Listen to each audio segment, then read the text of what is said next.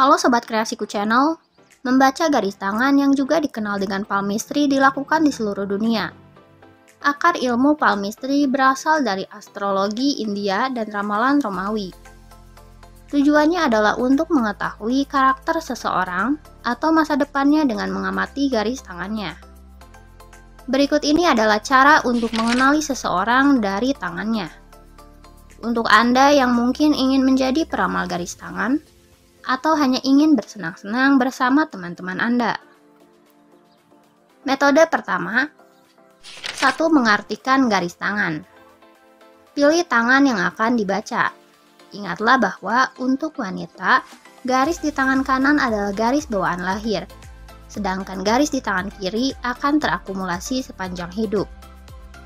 Untuk laki-laki justru sebaliknya. Garis di tangan kiri adalah bawaan lahir, sedangkan garis di tangan kanan terakumulasi sepanjang hidup. Ini berarti Anda bisa memilih tangan manapun yang dominan sebagai tangan kehidupan Anda di masa sekarang atau masa lalu.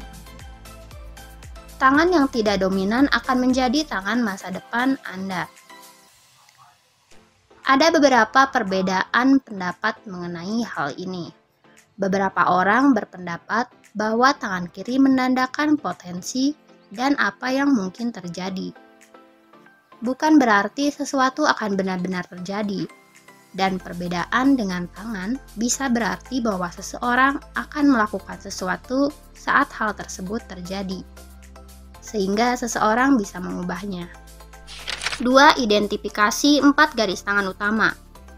Garis-garis ini bisa jadi putus-putus atau pendek, tapi paling tidak 3 di antaranya ada di tangan Anda, yaitu 1 garis hati, 2 garis kepala, 3 garis kehidupan, 4 garis nasib. Tidak semua orang memiliki garis ini.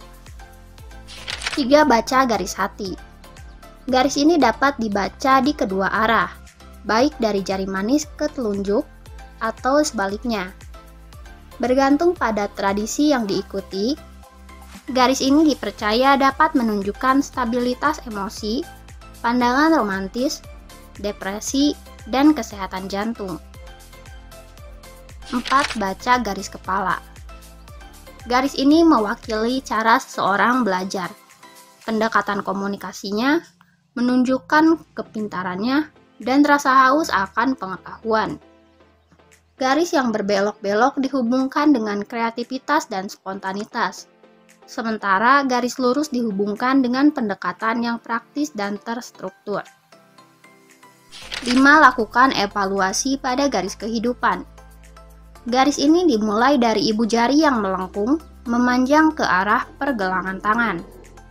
Garis ini menggambarkan kesehatan secara fisik, kesehatan secara umum, dan perubahan yang besar dalam hidup. Misalnya bencana, cedera fisik, dan relokasi. Panjang garis kehidupan tidak dihubungkan dengan panjangnya usia. 6. Pelajari garis nasib. Garis ini dikenal juga sebagai garis takdir, dan menandakan seberapa besar kehidupan seseorang terpengaruhi oleh kondisi eksternal yang tidak dapat dikontrolnya. Garis ini diawali dengan bagian bawah tangan. Ingatlah bahwa membaca garis tangan adalah sesuatu yang dilakukan untuk hiburan, dan tidak ada bukti jelas bahwa garis tangan berkaitan pasti dengan sifat seseorang. Jika Anda membaca garis tangan seseorang, buatlah agar situasinya tetap santai. Jangan membuat prediksi buruk yang menyebabkan seseorang mencemaskan hidupnya. Anda toh tidak lebih tahu dibandingkan dengan orang lain. Tidak ada yang pasti dalam membaca garis tangan. Jadi jangan buat ramalan yang mempengaruhi seseorang untuk melukai diri atau merusak hidup mereka dengan cara apapun. Nah, itulah beberapa cara untuk membaca garis tangan. Semoga dapat bermanfaat bagi teman-teman semuanya.